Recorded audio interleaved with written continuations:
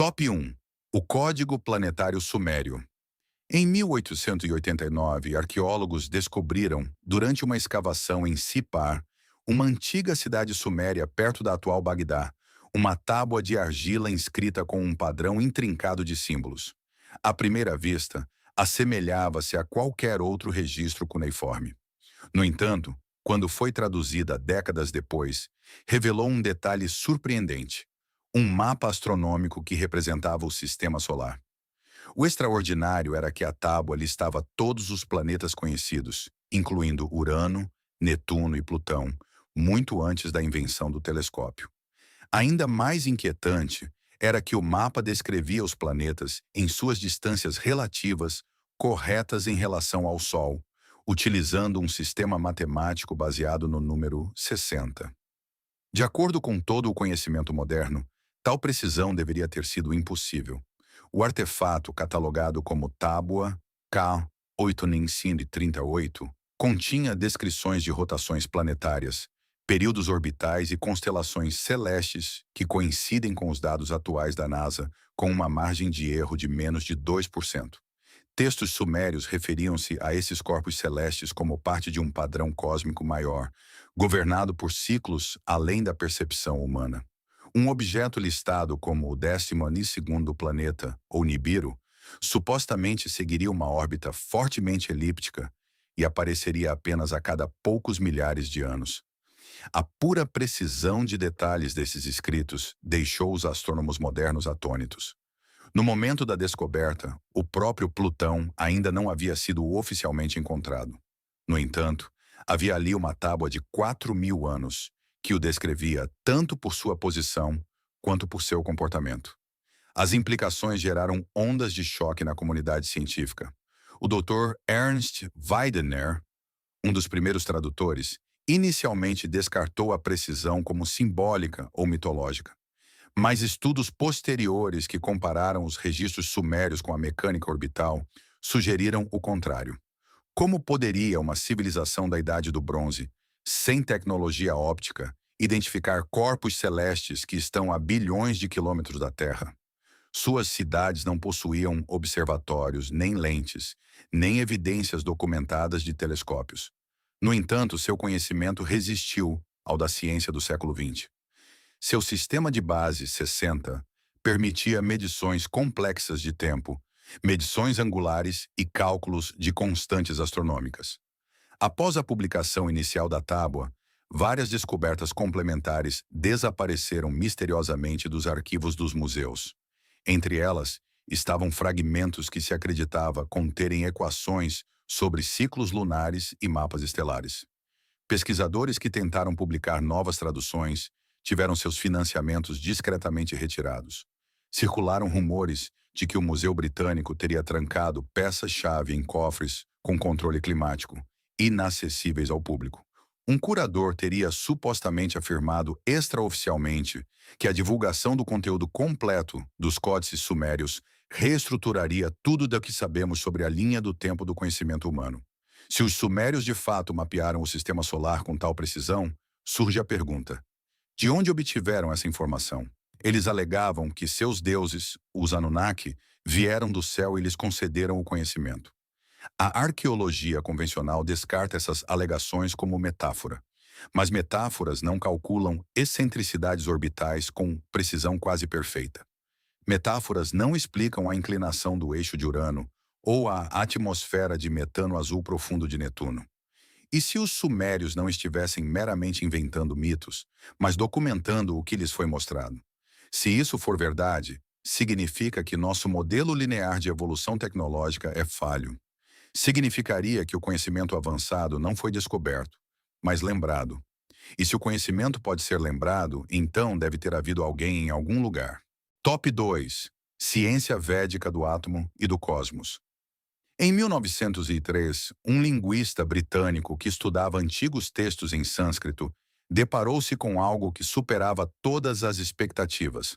Profundamente nos Vaisheshika Sutras, um tratado filosófico datado de pelo menos o século VI a.C., foram encontradas referências a partículas pequenas demais para serem divididas, forças de atração e repulsão, bem como conceitos misteriosamente semelhantes à teoria atômica. Estes não eram devaneios metafóricos. Eram descrições sistemáticas e conscientes de matéria, movimento e energia, verfadas muito antes do nascimento da física moderna. O texto falava de anu, uma partícula indivisível que se combinava de formas específicas para formar diferentes tipos de matéria. Ainda mais inquietantes eram os versos do Rig Veda, que descreviam um universo vibrante, mantido unido por fios invisíveis de energia. Uma passagem referia-se a um ventre dourado da criação, que gira em alta velocidade e expande o universo material. Uma visão que se assemelha surpreendentemente às teorias modernas do Big Bang e da vibração quântica. Mas talvez o mais assustador fosse a referência repetida a Vimanas, máquinas voadoras, que são descritas em detalhes chocantes em vários textos védicos e pós-védicos. No Samarangana Sutradhara, um manual técnico do século XI, baseado em tradições mais antigas, a construção de Vimanas foi exposta com uma especificidade assustadora. Um motor central de mercúrio, propulsão por giroscópios aquecidos e mecanismos para sustentação vertical, controle direcional e até camuflagem. Estas não eram alegorias, liam-se como plantas de engenharia. Segundo o pesquisador indiano Shivkar Bapuji Talpade, um Vimana tripulado foi lançado perto de Bombaim em 1895, 8 anos antes do voo dos irmãos Wright. Seu trabalho foi enterrado, descartado e posteriormente ridicularizado, mas as referências a ele persistem em documentos regionais. Engenheiros modernos que tentaram reconstruir modelos de Vimanas com base nas descrições textuais descobriram que alguns designs podiam gerar sustentação sob certas condições quando se utilizava mercúrio rotativo sob altos campos eletromagnéticos. Um fenômeno que a ciência ainda não compreende totalmente. O governo indiano chegou a classificar seções de antigos manuscritos de Vimanas como secretas, citando possível interesse de defesa. Documentos vazados sugeriram que na década de 1960 houve uma tentativa de engenharia reversa da tecnologia como parte de uma iniciativa conjunta entre autoridades de aviação indianas e equipes de pesquisa soviéticas. Os resultados oficiais nunca foram publicados. Se os Vedas de fato contêm descrições precisas do comportamento atômico e de aeronaves, a pergunta torna-se inevitável. Como eles sabiam disso? Eram estes insights filosóficos puramente intuitivos ou os remanescentes de um legado deixado por algo muito mais antigo? Alguns argumentam que esses textos são o resultado de milênios de tradição oral, lentamente refinados em estruturas metafísicas. Mas a metafísica normalmente não descreve o comportamento de partículas subatômicas, nem oferece esquemas de propulsão. Estes não são paralelos casuais. São estruturados demais, detalhados demais e precisos demais. O que é ainda mais inquietante é a constância desse conhecimento em diferentes tradições védicas. As mesmas referências a vibrações atômicas, navegação astronômica e voo reaparecem nos escritos ao longo dos séculos. Como poderiam sistemas tão complexos persistir inalterados sem instrução escrita, se não tivessem sido preservados propositalmente? Se os antigos sábios da Índia tiveram acesso a conceitos científicos avançados, seja através de meditação profunda ou por herança, isso muda toda a nossa visão da história intelectual. Isso aponta para uma ruptura em nossa compreensão do tempo e do progresso, e para o fato de que a humanidade, em uma era esquecida, talvez tenha alcançado alturas maiores do que jamais imaginamos ser possível. Top 3. O segredo de Sirius dos Dogon. Em 1931, os antropólogos franceses Marcel Griaule e Germaine Dieterlen iniciaram um estudo etnográfico de décadas entre o povo Dogon, no Mali, um grupo étnico remoto que vive nos penhascos íngremes da falésia de Bandiagara. Enquanto documentavam a cosmologia dos Dogon, depararam-se com algo que enviou ondas de choque através da comunidade acadêmica. Os anciãos Dogon falavam de um sistema estelar binário na constelação de Sírius, uma visível a olho nu e a outra um companheiro denso e invisível que conheciam como Potolo. O que impressionou os pesquisadores foi a precisão dos detalhes. Os Dogon descreviam Potolo como a coisa mais pesada do universo, composta de um metal chamado Sagala, que nenhuma semente poderia penetrar. Eles alegavam que ela orbitava Sirius A, uma vez a cada 50 anos, um detalhe que preservavam há séculos em tradições orais sagradas. No entanto, Sirius B, a anã branca que acompanha Sirius, só foi descoberta pela ciência ocidental em 1862, e seu período orbital de 50 anos só foi confirmado décadas depois, com tecnologia telescópica avançada. Os Dogon também representavam corretamente a órbita elíptica de Sirius B, sua contrarrotação e até uma terceira estrela, MIA, cuja existência ainda não foi confirmada pela astronomia convencional, mas continua sendo estudada. Seu modelo cósmico incluía a Via Láctea como uma espiral, planetas girando em torno de eixos e até um sistema heliocêntrico rudimentar. Conhecimento que deveria ser absolutamente inacessível sem instrumentos. As tentativas de explicar racionalmente essa anomalia não se sustentaram. Alguns céticos argumentaram que os Dogon poderiam ter aprendido isso de visitantes europeus, mas o trabalho de Griaul e de Terlen precedeu qualquer contato ocidental significativo na região. Seus registros detalhados mostravam que os sacerdotes Dogon ensinavam essas verdades cósmicas muito antes de qualquer contato local com a astronomia moderna.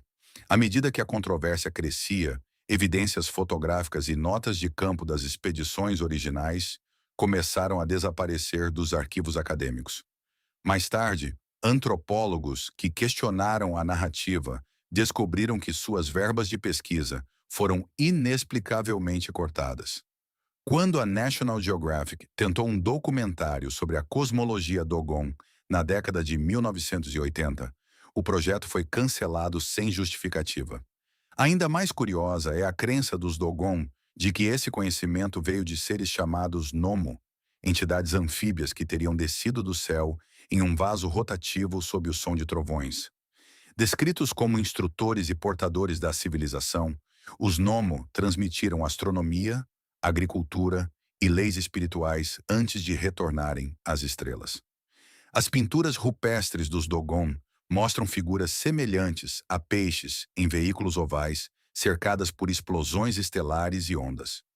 Uma iconografia que guarda uma semelhança misteriosa com motivos recorrentes em outras tradições de contato ao redor do mundo. Se isto é apenas mitologia, então é um dos mitos científicos mais precisos já registrados. Se for um fato, então implica que uma sociedade tecnologicamente não desenvolvida preservou informações sobre uma estrela a 8,6 anos-luz de distância, invisível ao olho humano, com uma precisão que escapou à astronomia ocidental até o século XX. Como explicamos isso? Estamos lidando com um caso de antigo contato perdido, uma memória estelar codificada em tradição oral? Ou existe outro nível da história humana ao qual nos é negado o acesso e que outrora uniu as estrelas? Se uma pequena tribo nos penhascos do Mali pôde mapear o céu sem ferramentas, o que mais eles poderiam ter lembrado que nós já esquecemos? Top 4. Os Olmecas e as cabeças magnetizadas.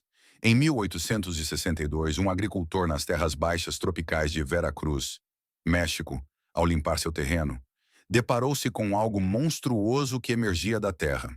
Uma cabeça de pedra gigante, com mais de 20 toneladas e quase 2 metros de altura. Seria a primeira de 17 cabeças colossais atribuídas à civilização Olmeca, uma cultura misteriosa que floresceu há mais de 3.000 anos e não deixou história escrita. No entanto, o que chocou os pesquisadores décadas depois não foi apenas o tamanho ou o detalhamento dessas esculturas. Era o seu campo magnético. Quando cientistas da Universidade Nacional Autônoma do México realizaram testes nas cabeças em meados do século XX, notaram que cada uma apresentava anomalias magnéticas incomuns. Pontos específicos na superfície faziam com que as bússolas girassem ou congelassem completamente. Investigações adicionais revelaram que as pedras, principalmente basalto, continham seções de minério de ferro naturalmente magnetizado. No entanto, O que intrigou os cientistas foi que os polos magnéticos estavam sempre centrados em características faciais específicas, como as têmporas, bochechas ou a ponta do nariz. O alinhamento era preciso demais para ser casual. A conclusão: os Olmecas não apenas entendiam as propriedades do magnetismo, mas o incorporavam conscientemente em sua arte e monumentos. As cabeças não eram esculturas aleatórias. Eram dispositivos ou marcadores que interagiam com o campo geomagnético da Terra. No entanto, o uso mais antigo conhecido de uma bússola magnética na China data de mais de 1000 anos depois. Como pôde uma civilização mesoamericana, supostamente pertencente à era pré-ferro, identificar e alinhar magnetita natural com tal precisão? Alguns arqueólogos sugeriram que os Olmecas usavam ferramentas de magnetita para detectar o magnetismo, uma façanha que exigiria não apenas inovação tecnológica, mas também uma compreensão conceitual de uma força invisível. Antigos locais de mineração na região mostram sinais de extração seletiva de basalto. Áreas ricas em minério magnético foram escolhidas preferencialmente. A modelagem dessas cabeças, com suas curvas impossivelmente suaves e designs semelhantes a capacetes, sugere um nível de artesanato não atribuído a essa era. Apesar da importância dessas descobertas, relatórios sobre o mapeamento magnético foram silenciosamente retirados dos registros públicos. Memorandos internos revelaram que pelo menos uma instituição acadêmica instruiu seus pesquisadores a reconsiderar as implicações do magnetismo Olmeca em publicações futuras. Museus locais removeram menções a anomalias magnéticas das descrições das exposições. Os visitantes nunca saberiam que essas cabeças faziam mais do que apenas observar. Elas respondiam. Outra camada do mistério é a lenda Olmeca dos Irmãos do Céu, seres celestiais que teriam ensinado a eles como rastrear as estrelas e sentir a atração da Terra. Alguns estudiosos descartam isso como metáfora, mas a convergência da ciência magnética com o mito oral torna-se cada vez mais difícil de ignorar. Ferramentas de pedra das ruínas olmecas também mostraram sinais de alinhamento com o norte geomagnético, uma característica que só pôde ser replicada com equipamentos de topografia modernos. Se os olmecas de fato utilizavam o magnetismo da Terra há mais de 2.500 anos, o que mais eles sabiam sobre as forças ocultas do planeta? Seriam essas cabeças cerimoniais ou seriam algo mais? Nós em uma rede de energia esquecida. Serviam como ferramentas de navegação, marcadores de frequência ou até sensores primitivos para rastrear mudanças geofísicas? A ciência não oferece uma resposta oficial, mas as pedras permanecem, observando silenciosamente e pulsando levemente no ritmo da Terra, como se esperassem para serem compreendidas. Top 5. Os Incas e o Código de Nós. Em 1923, uma equipe de arqueólogos descobriu, no alto dos Andes peruanos, um tesouro de cordas intricadamente atadas em uma câmara selada perto das ruínas de Choquequirao. As cordas não eram decorativas. Faziam parte de um sistema chamado quipu, um método de comunicação da civilização inca. Inicialmente descartados como ferramentas primitivas de contabilidade, análises posteriores revelaram algo muito mais complexo. Esses fios não eram apenas registros de colheitas ou dados censitários. Eram dados codificados com significado multidimensional, que criptógrafos modernos ainda não conseguem decifrar totalmente. Um único quipu podia conter dezenas de cordas pendentes, cada uma atada em posições, orientações e direções específicas. As cordas variavam em cor, tipo de fibra e até na direção da torção. Pesquisadores do projeto Banco de Dados Quipu em Harvard descobriram que certos quipus utilizavam sistemas de codificação semelhantes ao binário, notavelmente parecidos com códigos de computadores modernos. Tipos de nós em 8, nós longos, nós simples, funcionavam como unidades de informação. Ainda mais surpreendente foi a descoberta de que padrões de nós semelhantes ocorriam em diferentes regiões, sugerindo uma linguagem padronizada de transmissão de dados que abrangia mais de 2.500 milhas de terreno montanhoso. Em 2005, o antropólogo Gary Urton sugeriu que os quipos poderiam armazenar dados narrativos não numéricos, possivelmente até histórias inteiras ou leis. Alguns quipos foram encontrados com sacerdotes e administradores, sugerindo um nível de conhecimento sagrado ou restrito. Um sistema de cordas, recuperado de uma caverna selada perto do lago Titicaca, continha mais de 1.500 nós discretos em cordas, com mais de 15 pés de comprimento, organizadas em loops recursivos. Seu propósito permanece desconhecido. Igualmente enigmático é como os Incas, sem uma linguagem escrita, mantiveram um dos impérios administrativos mais sofisticados do mundo antigo. Suas redes de estradas rivalizavam com as de Roma. Suas cadeias de suprimentos moviam mercadorias por montanhas com mais de 15.000 pés de altitude. Seu sistema tributário, sua estrutura social e seu controle populacional eram todos mantidos com nada além de cordas atadas. Quando os espanhóis invadiram no século XVI, destruíram vastas quantidades de quipos, classificando-os como artefatos pagãos. Exemplares sobreviventes foram escondidos, enterrados ou queimados. Missionários católicos os viam como uma ameaça, possivelmente porque armazenavam conhecimento indígena imune ao controle estrangeiro.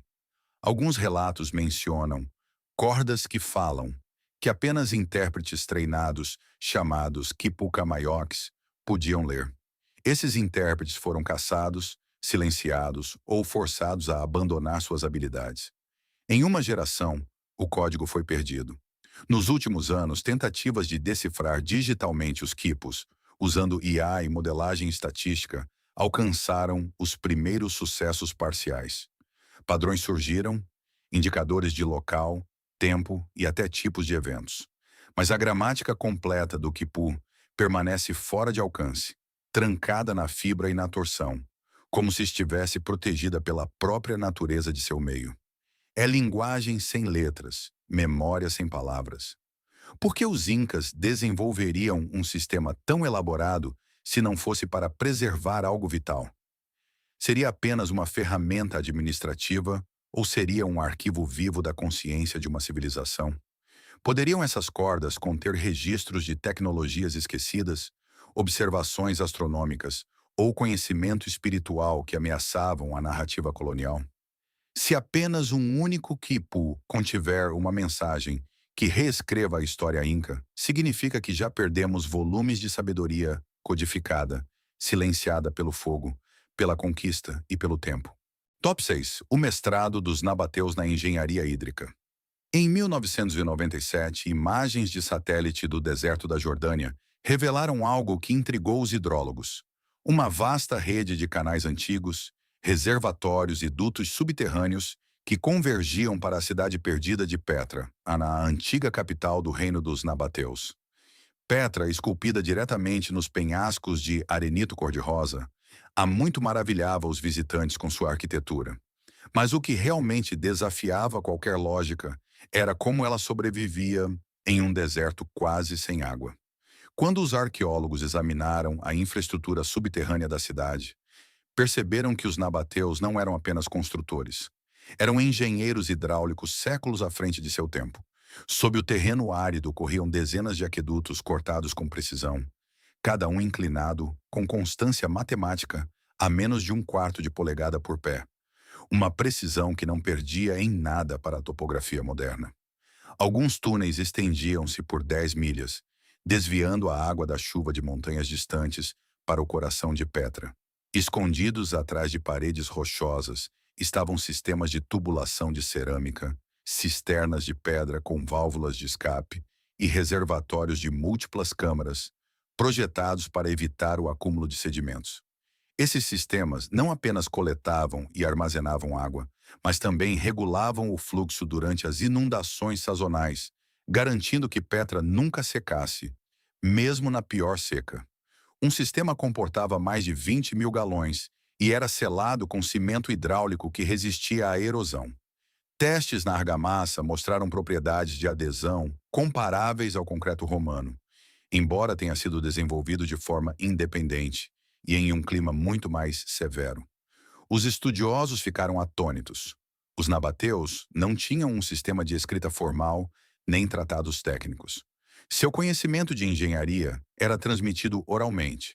No entanto, sua infraestrutura superava a de civilizações vizinhas que se baseavam em textos escritos. Como um povo considerado comerciantes seminômades, desenvolveu uma rede hidráulica tão precisa e duradoura? Inscrições locais oferecem poucas respostas. Algumas legendas falam das rochas que sussurram, que guiam a água para aqueles que ouvem. Outras mencionam espelhos do céu, placas de metal polido usadas para rastrear ângulos solares e mudanças de sombra para medir diferenças de altitude. Não há evidências físicas de tais dispositivos, mas a colocação de tubulações de água ao longo de paredes rochosas sugere um alto entendimento geométrico.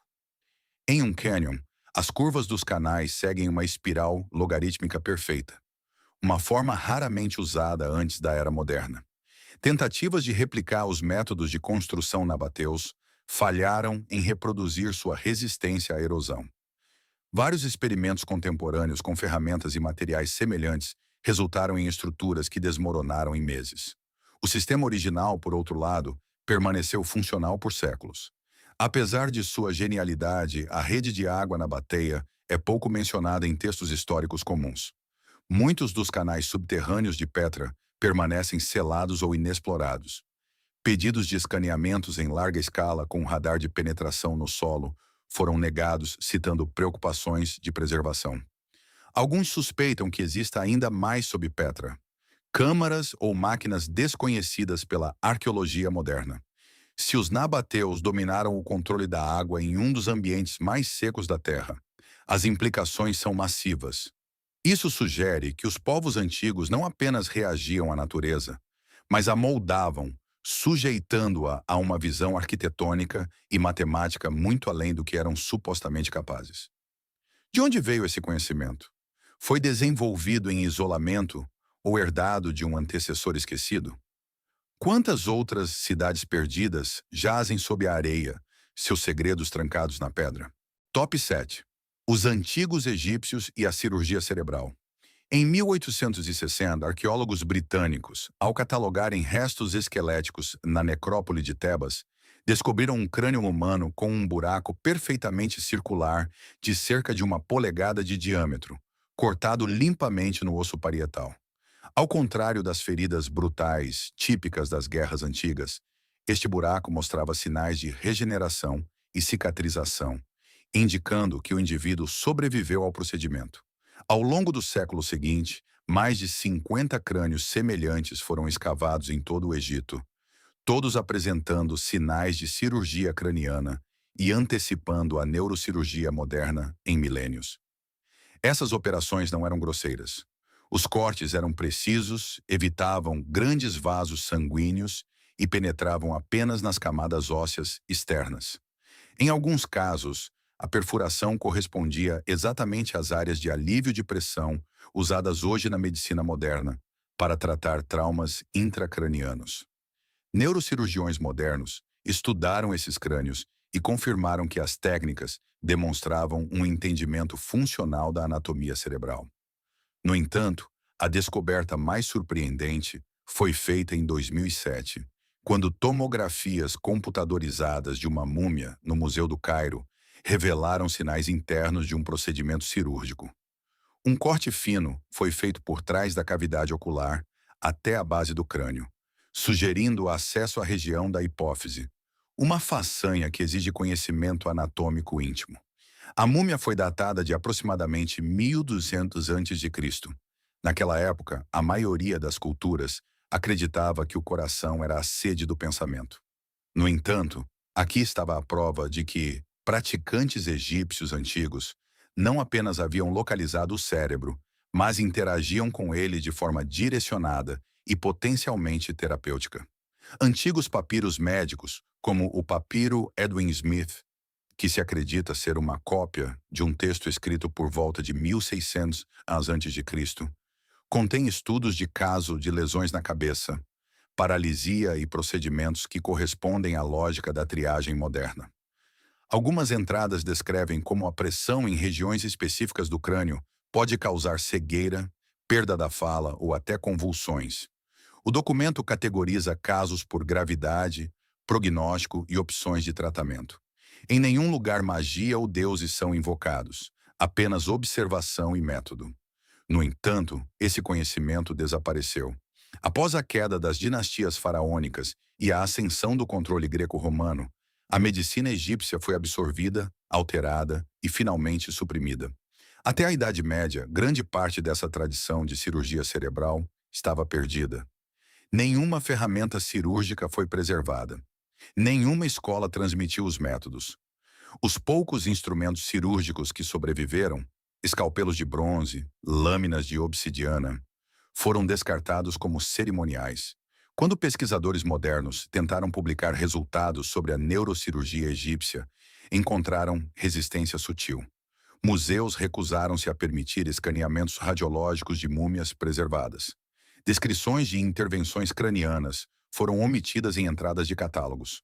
Um artigo de pesquisa de 2013, que destacava a taxa de sobrevivência de pacientes antigos, foi retirado de uma revista médica sem explicação. A censura silenciosa falava mais alto que as evidências.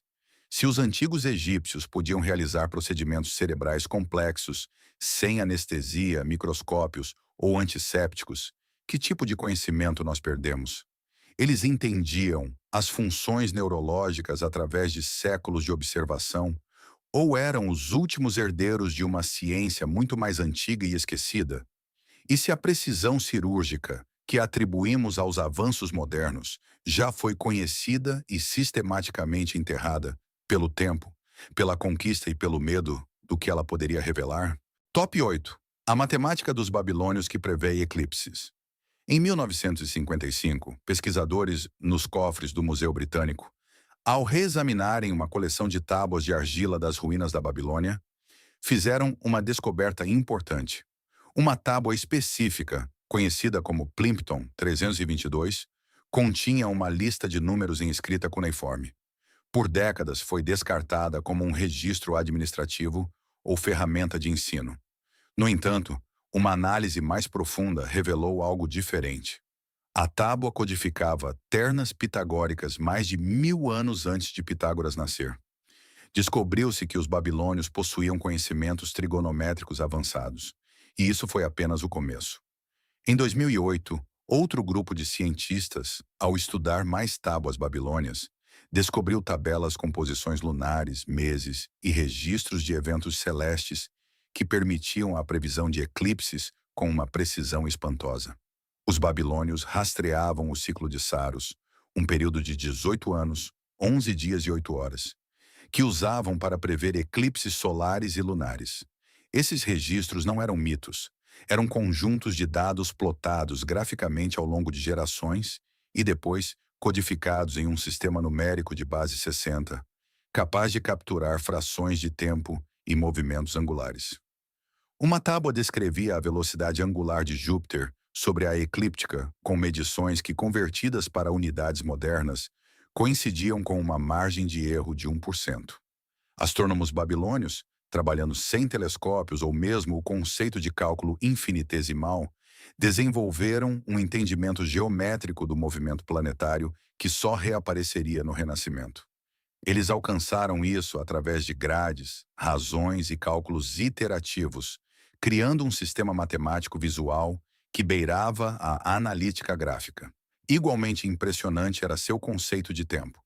Os babilônios dividiram a hora em 60 minutos e o minuto em 60 segundos, um sistema que ainda usamos hoje. Mas eles não o aplicavam apenas à medição do tempo, mas também à modelagem celeste, tratando o céu como uma vasta máquina rotativa, cujos padrões eram matematicamente previsíveis. Seus observatórios, simples zigurates de tijolos de barro, não eram primitivos. Eram instrumentos alinhados com equinócios, solstícios e estrelas ascendentes. Apesar de sua genialidade, grande parte desse conhecimento permaneceu enterrada sob as areias da Mesopotâmia por séculos. Muitas das tábuas mais reveladoras permaneceram sem tradução até o final do século XX. Outras foram perdidas em saques durante tempos de guerra ou destruídas em incêndios em museus. Algumas teriam sido supostamente vendidas no mercado negro para colecionadores particulares. Uma dessas peças, que supostamente continha uma representação visual do caminho da sombra da Lua sobre a Terra, não é vista desde 2003. Por que uma civilização há mais de 2.500 anos desenvolveu uma matemática astronômica tão refinada? Eles não a usavam para viagens espaciais. Usavam-na para prever, para entender quando o céu mudaria e o que essas mudanças poderiam significar. Em uma cultura onde presságios e ciclos governavam o destino, conhecer os movimentos celestes significava o controle sobre o fado. Mas e se seus motivos não fossem puramente religiosos? E se seus cálculos fossem o resíduo de uma ciência mais antiga, uma herdada, não inventada? Uma ciência que sabia como rastrear corpos invisíveis, calcular mudanças gravitacionais e prever constelações celestes muito antes da física moderna. Se assim for, isso sugere que a história não perdeu esse conhecimento, mas simplesmente esqueceu que ele algum dia esteve lá. Top 9. Os Maias e o calendário galáctico. Em 1966, arqueólogos nas profundezas da selva da Guatemala, durante escavações na antiga cidade de Quiriguá, descobriram uma estela de pedra com quase 30 pés de altura e mais de 60 toneladas. O monólito, coberto por hieróglifos e iconografias densas, documentava uma data correspondente a 13 de agosto de 314 a.C., um tempo muito antes dos próprios maias existirem. Este não era um relato histórico, era um ponto de partida. O artefato fazia parte do calendário de contagem longa maia, um sistema matemático tão preciso que podia rastrear ciclos cósmicos ao longo de 5.125 anos com precisão de frações de dia. Os maias dividiam o tempo em unidades que superavam em muito a vida humana, bactuns e catuns, e formavam uma estrutura aninhada capaz de medir fenômenos astronômicos com uma precisão misteriosa. Seus cálculos previam eclipses solares e lunares, conjunções planetárias e até a precessão dos equinócios, que ocorre ao longo de um período de 25.872 anos. Como pôde uma civilização pré-industrial, sem telescópios ou trigonometria escrita, desenvolver um sistema que mapeia alinhamentos galácticos com tal precisão? O que intrigou ainda mais os pesquisadores foi o entendimento dos maias sobre o centro galáctico, o núcleo rotativo da Via Láctea. Seus textos sagrados e códices referiam-se a essa região, que é totalmente invisível a olho nu e só foi confirmada no século XX por radiotelescópios modernos. No entanto, os maias alinharam templos importantes, incluindo o famoso El Castillo, em Chichén Itzá, para rastrear o movimento do Sol em relação a esse eixo cósmico. Em certos dias, sombras projetadas pelos degraus da estrutura formam uma serpente que desce, simbolizando a descida de energia do coração da galáxia. O Códice de Dresden, um dos poucos livros maias sobreviventes, contém tabelas de eclipses e ciclos de Vênus que coincidem com os dados da NASA com diferença de poucos minutos. Seu rastreamento de Vênus era tão preciso que era usado para cronometrar guerras, coroações e ciclos agrícolas. A margem de erro, menos de 0,08 dias em um ciclo de Vênus de 584 dias. No entanto, a implicação mais inquietante está no que eles parecem antecipar. A infame data final de 21 de dezembro de 2012, que por muito tempo foi sensacionalizada como uma profecia apocalíptica, nunca foi sobre destruição. Marcava o fim de um grande ciclo, o alinhamento do Sol do solstício de inverno com a fenda escura da Via Láctea, algo que ocorre apenas uma vez a cada 26 mil anos. Os maias codificaram esse alinhamento em seu calendário como um momento de transição cósmica. Como sabiam que isso aconteceria? Instituições acadêmicas minimizaram as implicações galácticas, insistindo que os maias eram inventores de mitos e não astrônomos. No entanto, muitos de seus códices foram queimados por missionários espanhóis. Outros, como o Códice Grolier, foram descartados como falsificações por décadas antes de serem autenticados. Que conhecimento foi apagado? Que mensagens estavam codificadas em glifos que não podem mais ser traduzidos? Alguns acreditam que os maias herdaram seu sistema de calendário de culturas ainda mais antigas, hoje perdidas na história. Outros sugerem que possuíam métodos de observação celeste que não exigiam lentes. Talvez usando espelhos de obsidiana, rastreamento de sombras ou câmaras de ressonância para simular modelos orbitais. Se uma sociedade inserida na selva podia modelar a galáxia e medir o tempo em unidades cósmicas, então o tempo em si talvez não seja tão linear ou tão localizado quanto nos ensinaram. Top 10. O detector de terremotos da dinastia Han chinesa. Em 132 d.C., durante o reinado da dinastia Han Oriental, um polímata chinês chamado Zhang Heng apresentou uma invenção à corte imperial em Luoyang. Era um enorme vaso de bronze, com quase 2 metros de altura, cercado por 8 cabeças de dragão, cada uma segurando uma bola de bronze. Abaixo de cada dragão, um sapo agachado com a boca aberta.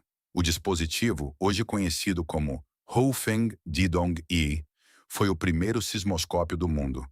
Um detector de terremotos construído mais de 800 anos antes da invenção do sismógrafo moderno.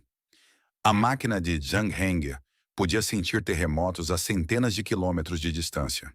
Quando ondas sísmicas viajavam pelo solo, um sistema de pêndulo interno se deslocava e liberava uma bola da boca do dragão para o sapo à espera abaixo, indicando tanto o evento quanto a direção do tremor.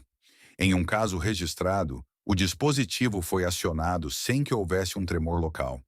Dias depois, mensageiros de Longxi chegaram, a mais de 300 milhas de distância, confirmando que a região havia sido sacudida por um terremoto exatamente no momento em que o sismoscópio foi ativado. O que surpreendeu os cientistas séculos depois foi a sofisticação mecânica necessária para tal precisão.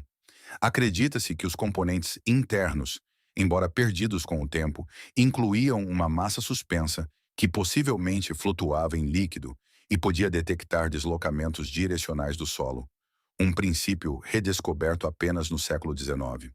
Nenhum diagrama completo do mecanismo original sobreviveu. Réplicas construídas nos tempos modernos com base nas descrições escritas de Zhang ainda funcionam hoje, detectando movimentos sísmicos simulados com precisão. Mas Zhang Heng não era apenas um inventor, era astrônomo, matemático, engenheiro e poeta. Seus tratados descreviam a esfera celeste como um vazio infinito no qual a Terra flutua no espaço. Uma ruptura radical com as cosmologias de terra plana que dominavam em outras partes do mundo na época. Ele calculou a luz da Lua como um reflexo do Sol e até sugeriu que eclipses lunares e solares ocorrem devido ao posicionamento de corpos celestes em linha com a sombra da Terra. Conceitos que na ciência ocidental só se tornariam comuns 2000 anos depois.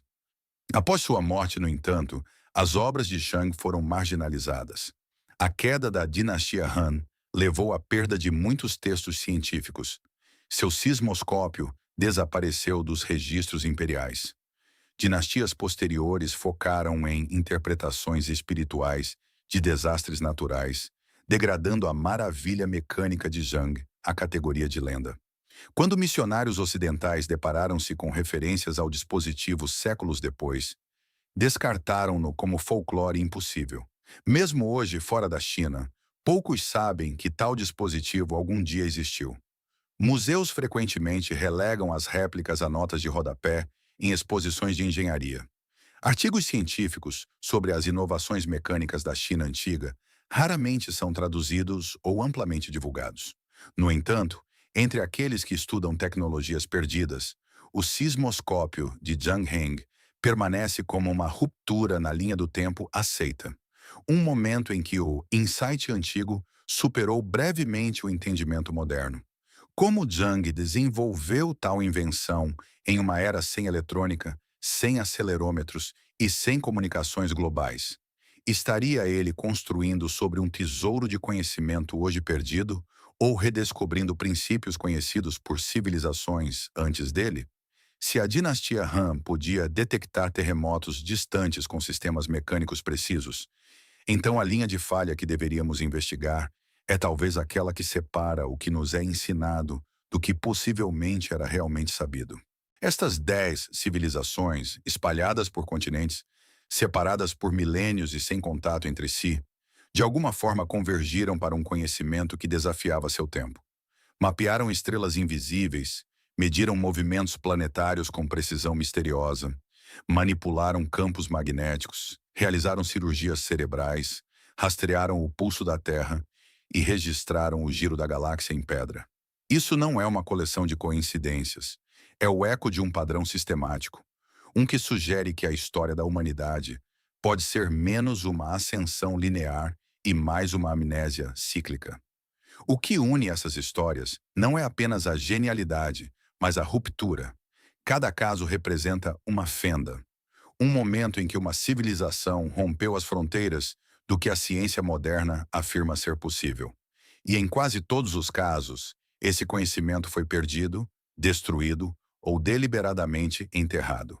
De quipos queimados por missionários a tábuas sumérias, trancadas em cofres, de códices maias reduzidos a cinzas, a anomalias magnéticas, apagadas das etiquetas de museus.